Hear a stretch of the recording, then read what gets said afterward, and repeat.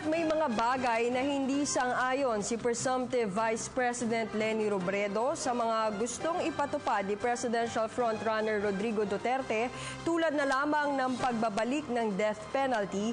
Pinanghahawakan naman ng kampo ni Duterte ang binitawang salita ni Robredo na buong-buo niyang susuportahan ito. Ang detalye sa ulat ni Lala Babilonia. Matapos ang canvassing ng presidential at vice presidential votes sa Batasang Pambansa, opisyal nang naipanalo ni Leni Robredo ang laban sa pagka-vice-presidente. Tulad nga ng sinabi ni Robredo, the last man standing is a woman. Hindi pa man nagkakaroon ng proklamasyon, malinaw na sila na ni Duterte ang magsisilbing Pangulo at ikalawang Pangulo ng Pilipinas. May mga bagay na hindi pinagsasang-ayunan si Duterte at Robredo, tulad na lamang ng pagbalik ng death penalty sa bansa. Matatandaan, sinabi ni Robredo na di naman daw bumaba ang istatistika ng krimen noong ipinatupad ang death penalty.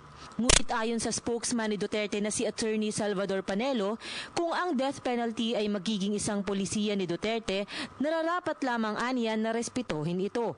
Alam po niyo, kahit na-kontra siya sa death penalty, kung ang policy ng administrasyon ay pabor sa death penalty, Leni as Vice President, siyempre, i-respeto niya yung policy ng kung sino yung Chief Executive.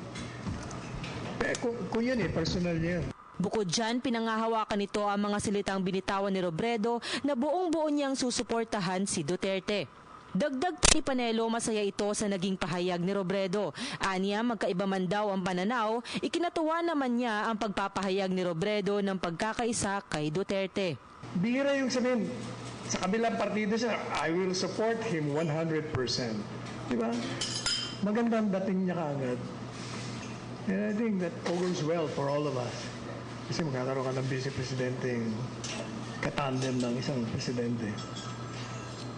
Bagay na bagay sila. Pareho sila from the province.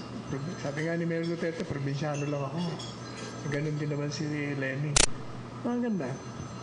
Ako, nakikita ko maganda ang pagsasama ng dalawa. Para sa Telebisyon ng Bayan, Lala Babilonia.